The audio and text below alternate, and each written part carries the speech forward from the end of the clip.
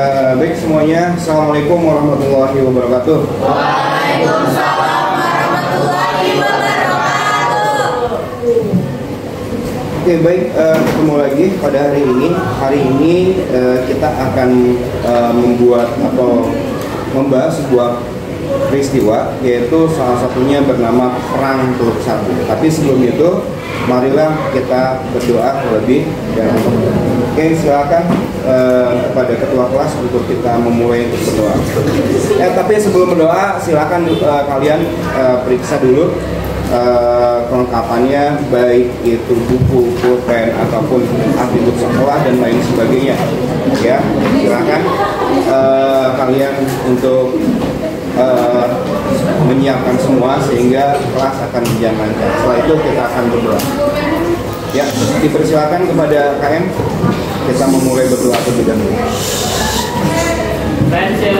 Yes, please. Before we start, let's pray together. I begin.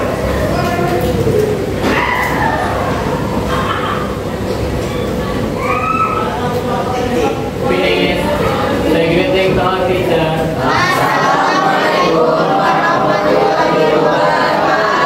Waalaikumsalam warahmatullahi wabarakatuh. Mudah-mudahan semuanya dalam keadaan sehat ya. Dan mudah-mudahan semuanya udah siap masuk ke PTN. Oke, baik. Siapa yang pada hari ini tidak masuk? Nihil, semuanya masuk. Oke, baik, terima kasih ya. Jadi semuanya masuk ya. Tanggal berapa sekarang? 31. Oke, tanggal 31 ya. Baik, apa yang kita pelajari hari ini? Ya, Perang Teluk Satu karena udah ada ya. Iya, benar. Ya. Nah, hari ini kita akan mempelajari Perang Teluk Satu, dan ini adalah kompetisi dasar yang mesti kalian kuasai, yaitu mengevaluasi konflik Timur Tengah. Kemudian tujuan pembelajaran pada hari ini atau metode belajar pada hari ini adalah menggunakan metode cooperative learning dengan pendekatan discovery learning. Dan kemudian tujuan pembelajarannya pertama adalah peserta didik mampu mengidentifikasi latar belakang Perang Teluk Satu. Yang keduanya, peserta didik mampu menganalisa peran Amerika Serikat dalam Perang Teluk Satu. Yang ketiganya adalah peserta didik mampu menyimpulkan kepentingan Amerika Serikat di Timur Tengah. Nah, sebelum masuk ke dalam materi semuanya, coba perhatikan dulu ya video yang akan saya tampilkan.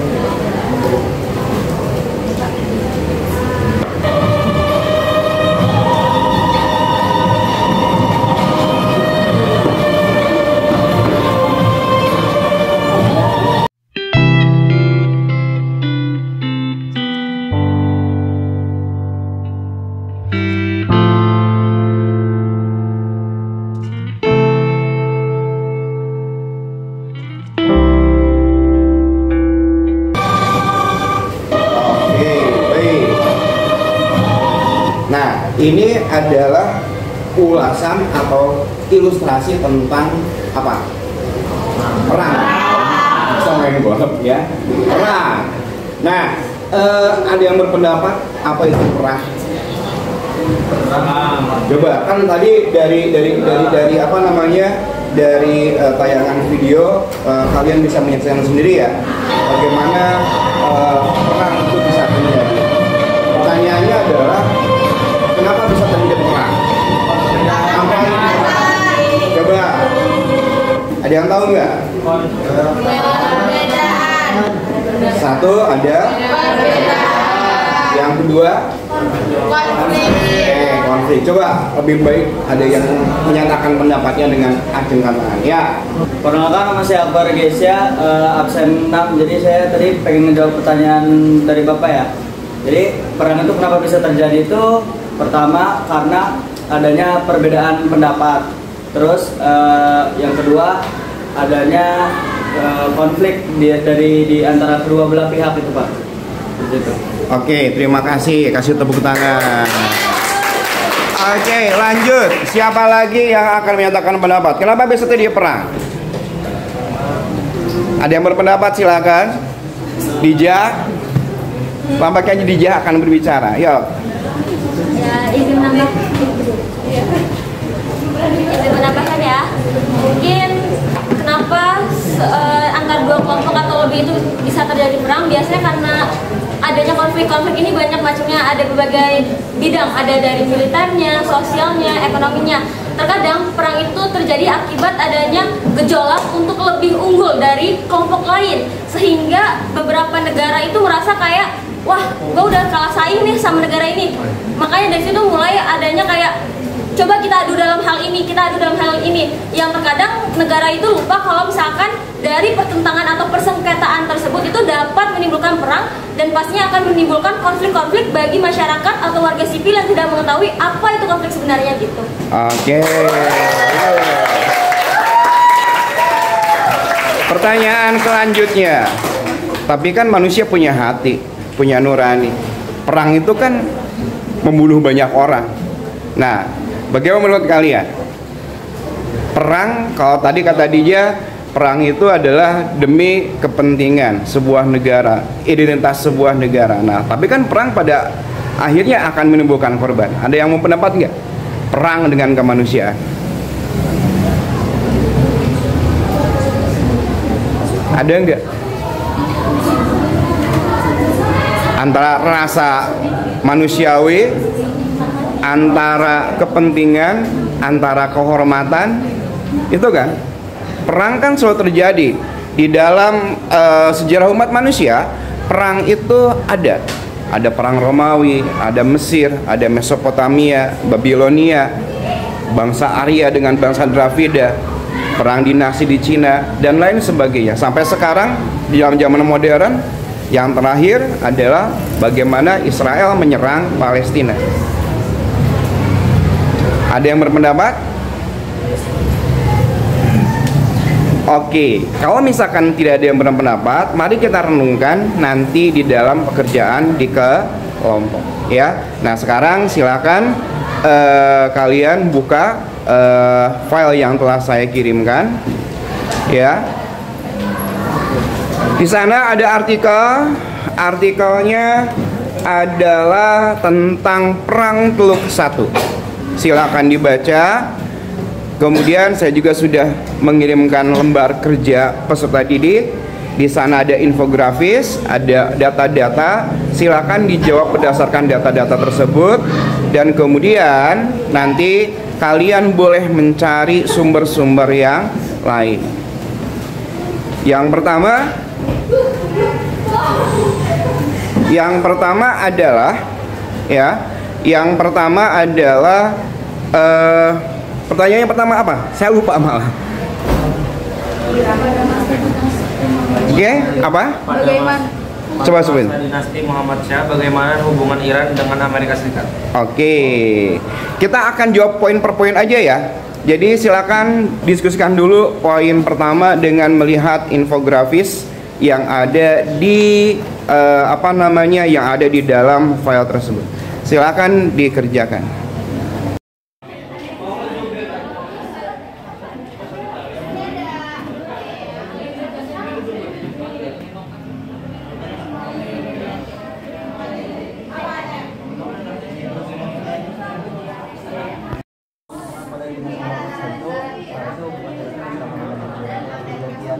Salah ya pas pergantian kepemimpinan baru terjadinya suatu konflik sama Amerika. Jadi kan nggak suka lah sama kepemimpinan kayak gitu. Kalau nggak salah ya coba dilihat dulu. Apa nomor satu?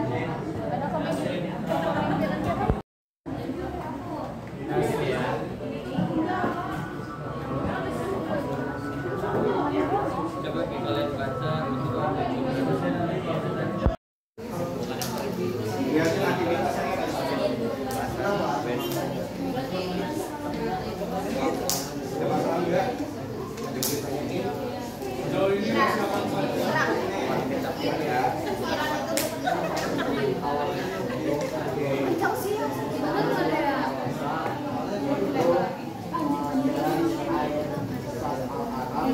Yang mana? Yang dan satu udah dijawab. Dijelasin. Bikinnya jangan tingkasih ya, jangan terlalu panjang-panjang.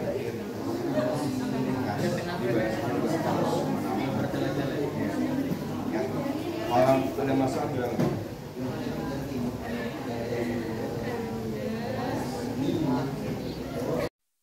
Oke, baik. Tadi kalian sudah melakukan eksplorasi, sudah melakukan sebuah pencarian terhadap sumber-sumber yang tersedia terkait dengan bagaimana peranan Amerika Serikat ada di dalam Perang Teluk I. Perang Teluk I itu adalah sebuah konflik yang yang mempertemukan antara negara Iran dan Irak. Oke.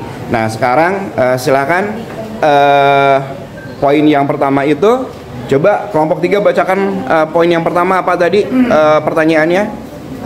Kelompok 3 tadi. Pada masa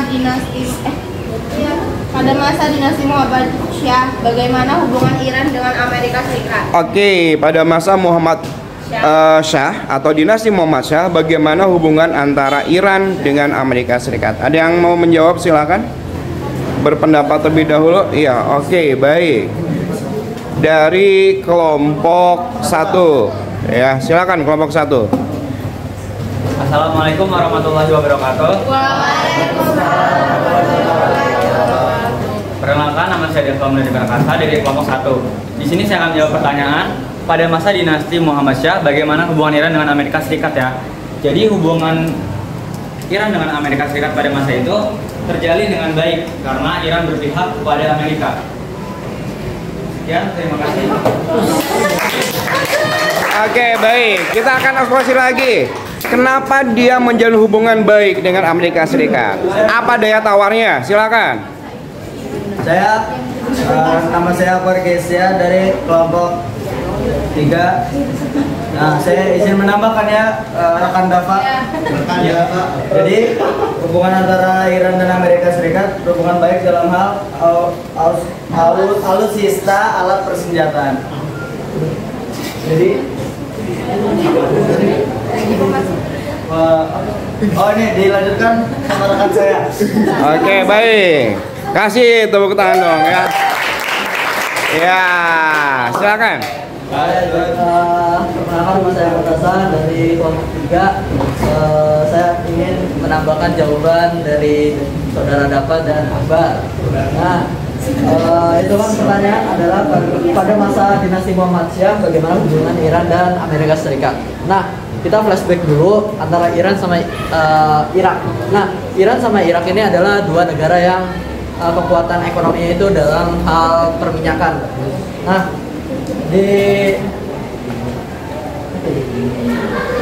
ada sengketa jalan air Syat al-Arab dan Khuzestan. Nah, jalan air Syat al-Arab itu adalah jalan atau sungai yang menjadi lalu lintas perdagangan internasional. Nah, dan Khuzestan adalah suatu kawasan yang minyaknya itu melimpah di daerah sana. Nah, pada awalnya sih Iran itu Khuzestan itu adalah bagian dari Iran, tetapi Irak ingin merebut atau menyengketakan kawasan tersebut, dan Iran sama Irak ini akhirnya berperang lah dan disebut dengan perang Teluk. Nah, setelah perang Teluk meletus atau terjadi, itu Amerika ingin mendukung Iran karena pada saat itu dinasti Muhammad Syah pro pada Amerika Serikat. Baik, terima kasih ya.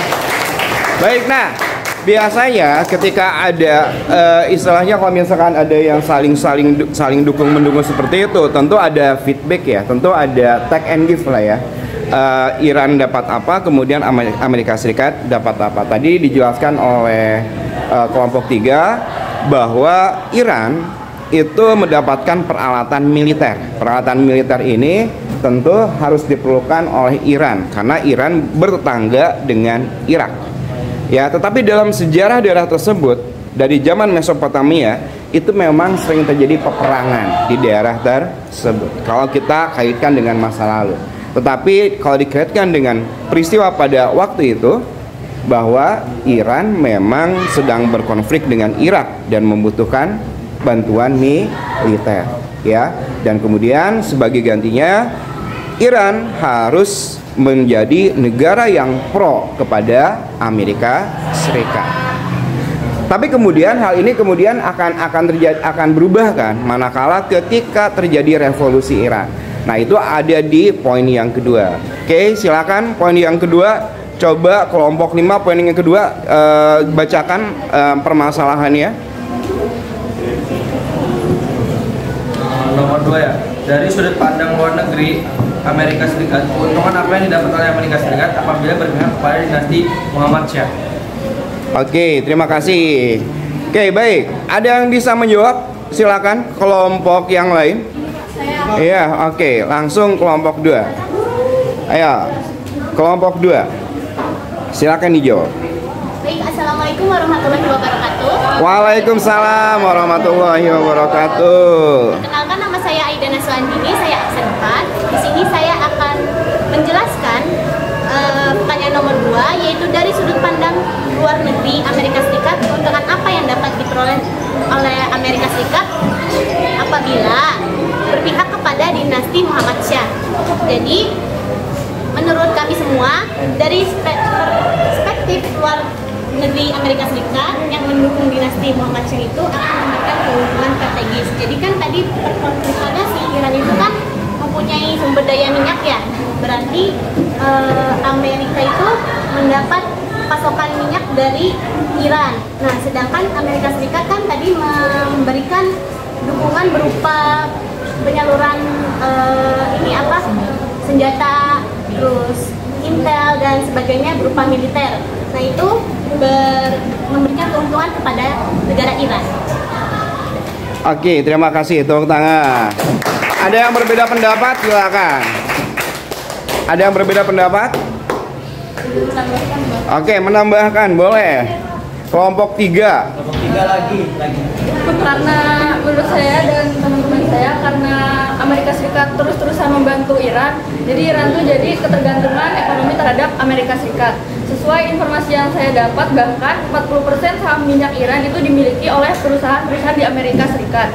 Dan belum lagi pendapatan minyak yang dibelanjakan demi kepentingan ilegal asing juga mengalir ke perusahaan di Amerika Serikat. Jadi Amerika Serikat itu bisa memonopoli sumber minyak yang ada di Iran. Itu keuntungannya. Oke, baik. Oke, coba bacakan lagi tadi poin kedua apa? Poin yang kedua. Kelompok 2. Kelompok 5. Coba baca. Enggak, pertanyaannya. Dari sudut pandang luar negeri Amerika Serikat, keuntungan apa yang didapat oleh Amerika Serikat? Oke, keuntungan ya. Tadi menurut kelompok 3, keuntungan apa yang didapat oleh Amerika Serikat? Salah satunya adalah kebutuhan akan minyak buminya. Karena bagaimanapun tadi data menyebutkan ada 44% ya? 40%.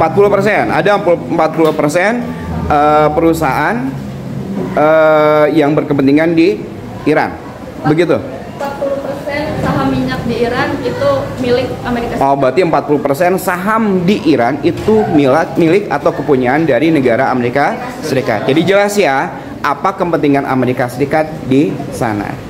Oke.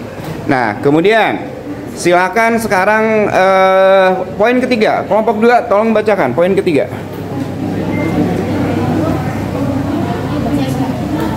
Mengapa pada akhirnya Amerika Serikat berpaling kepada Irak dan kemudian mendukung Irak dalam Perang Teluk I? Apa kepentingannya?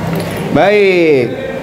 Poin ketiga, pada akhirnya walaupun Amerika Serikat mendukung Irak dalam Perang Teluk I, tetap Amerika Serikat secara diam-diam menyelundupkan senjata kepada Irak.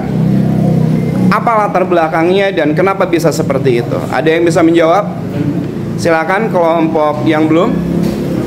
Hampir semua udah ya sebetulnya, enggak belum ya? Ya, silakan. Silakan.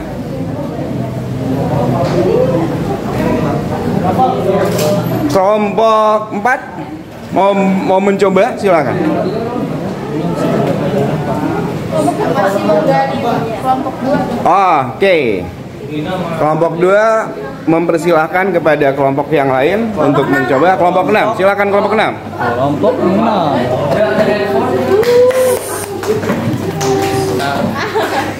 Assalamualaikum warahmatullahi wabarakatuh. Waalaikumsalam warahmatullahi wabarakatuh.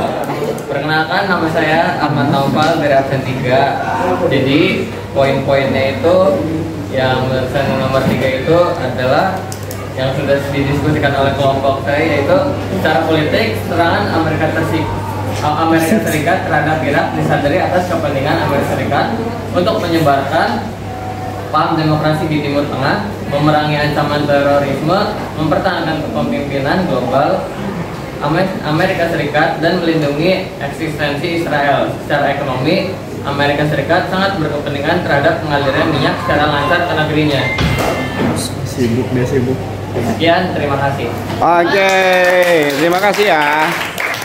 Oke, to the point sekali tadi jawabannya. Jadi betul bahwa salah satu kepentingan Amerika Serikat di Timur Tengah adalah bagaimana dia menjaga eksistensi ideologi yang dianut oleh Amerika Serikat.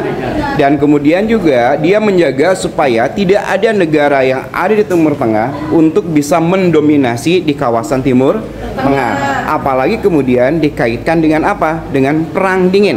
Perang dingin kan itu terjadi dalam kurun waktu 1980 sampai 1987, maka terjadilah atau waktu itu terjadi perang dingin. Dan kalau kita kaitkan dengan perang dingin, ini adalah salah satu usaha dari Amerika Serikat untuk memperluas pengaruh dari paham apa? Ideologi apa? Liberalisme. Saya hampir lupa ya, ideologi liberalisme. Nah, jadi seperti itu. Sebetulnya bukan sekedar paham ideologi liberalisme, tetapi pada kenyataan sebetulnya yang dicarinya adalah sumber daya alam. Bukan sekedar paham liberalisme. Sama halnya dengan dulu ketika bangsa-bangsa Eropa menemukan Indonesia. Kan ada 3G kan, ada God, Gospel, dan Glory. Tetapi sebetulnya pada dasarnya mereka mencari sumber daya alam. Jadi sebetulnya ketika ada sebuah negara yang melakukan invasi kepada negara lain, pasti faktor utamanya adalah sumber daya alam. Dan kita juga harus berhati-hati karena di Indonesia sudah ditemukan cadangan minyak terbesar. Dan itu tentu saja akan membawa pengaruh juga terhadap Indonesia. Mudah-mudahan kita bisa memanfaatkan sumber daya alam tersebut. Tidak terjadi lagi seperti ketika bangsa Eropa datang ke Indonesia. Oke, baik. Oke, mari kita tepuk tangan semua ya.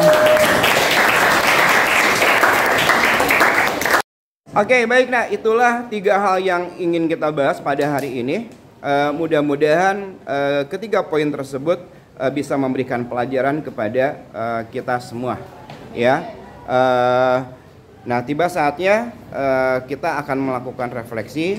Silakan kepada perwakilan atau salah satu dari kalian untuk melakukan refleksi. Silakan. Ada yang bersedia? Ya, oke. Ya, Muhammad Fahri.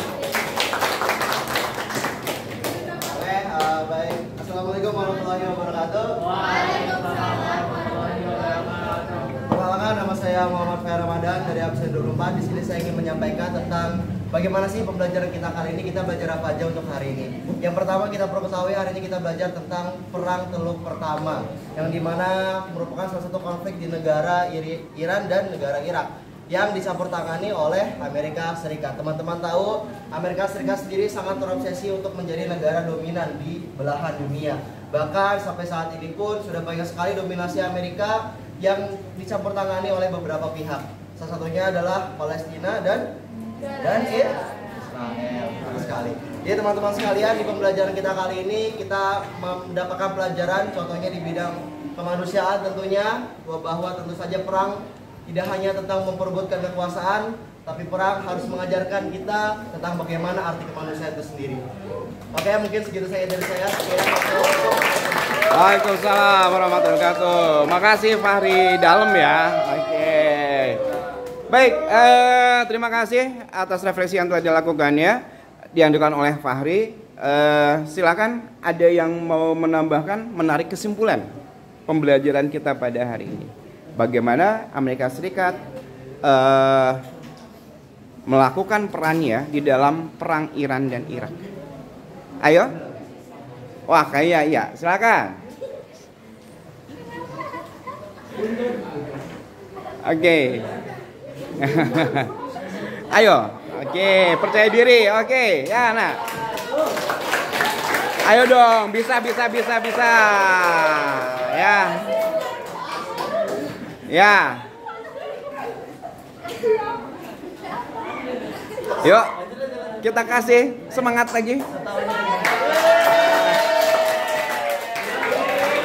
Menarik kesimpulan pada hari ini. Ya. Assalamualaikum. Yo, semangat kebutuhan ya. Hey. Saya Fitria dari kelompok 3 jelas ya. Saya bakal ngasih kesimpulan pada hari ini ya. Udah kita ajarin tadi. Ya. Bisa, ayo. Kita kasih semangat dulu.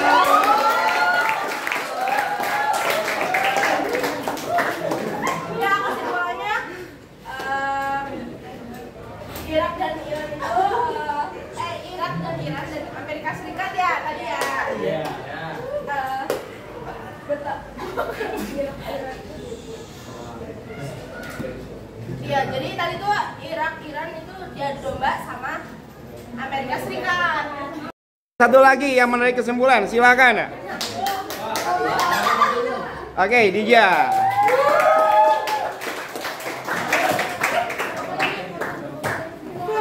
Nama saya Dija dari absen 18 dari kelompok 4. Di sini saya akan mencoba menarik atau memetik sebuah kesimpulan yang telah kita pelajari pada siang hari ini.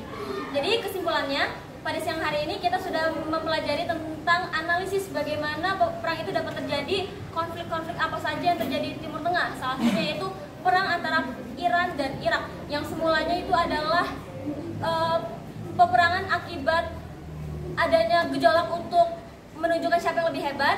Namun di sini semakin menyebar karena adanya satu pihak yang tidak bertanggung jawab untuk mengadu domba dari dua pihak Iran dan Irak ini, yaitu Amerika Serikat. Yang dimana Amerika Serikat ini merupakan negara yang sangat-sangat ingin terlihat paling menonjol di seluruh dunia, sehingga dia mengambisi atau memikirkan cara bagaimana antara Iran dan Irak ini tidak adanya negara dominasi di Timur Tengah, sehingga secara untungnya dia dapat memonopoli segala bentuk keuntungan yang ada di Timur Tengah ini, yang dimana Timur Tengah ini kita ketahui bahwasannya sangat unggul dalam bentuk perminyakannya. Terlebih lagi Amerika juga ingin menyebarkan ideologi atau paham liberalisme di seluruh negara dunia, sehingga dia dengan relanya untuk mengadu domba negara-negara tersebut. Yang dapat kita ambil adalah ketika terjadi sebuah konflik, kita tidak bisa melihat dari sudut pandang saja, tapi kita harus meneliti dan menelaah terlebih dahulu, sehingga kita tahu bahwasanya siapa dalang di balik itu semua. Jadi intinya kita nggak bisa narik kesimpulan dari satu pihak saja. Terima kasih. Oke, terima kasih ya. Baiklah, alhamdulillah pada hari ini kita sudah menyelesaikan materi tentang konflik Timur Tengah, Perang Teluk I, Iran dan Irak, dan bagaimana peranan Amerika Serikat di dalam pertempuran atau peperangan tersebut. Ada banyak hikmah yang bisa kita ambil. Pertama adalah tadi bagaimana kita harus mendahulukan rasa kemanusiaan, dan bagaimana kita juga tidak boleh atau tidak harus diadu dombakan. Karena bagaimanapun kita lihat Iran dan Irak, walaupun sebetulnya mereka berbeda ya, berbeda ras. Karena Irak ini adalah rasnya Arab, sementara Iran ini adalah rasnya Persia. Kemudian secara agama pun, kalau Irak adalah Sunni, kalau Iran adalah Syiah. Ya, dua hal itu memang agak sulit dipertemukan. Tetapi dua negara ini bagaimanapun adalah negara yang bertangga dan hidup di sekitar daerah yang dulu dikenal sebagai Mesopotamia. seharusnya mereka tidak mau untuk diadu domba, karena bagaimanapun ketika Perang Teluk I Amerika Serikat memihak Irak, tetapi pada Perang Teluk Kedua justru Amerika Serikat memusuhi Irak. Artinya apa? Artinya Amerika Serikat tetap berpatokan kepada kepentingannya untuk menyebarluaskan liberalisme dan juga ada kepentingan ekonomi di sana.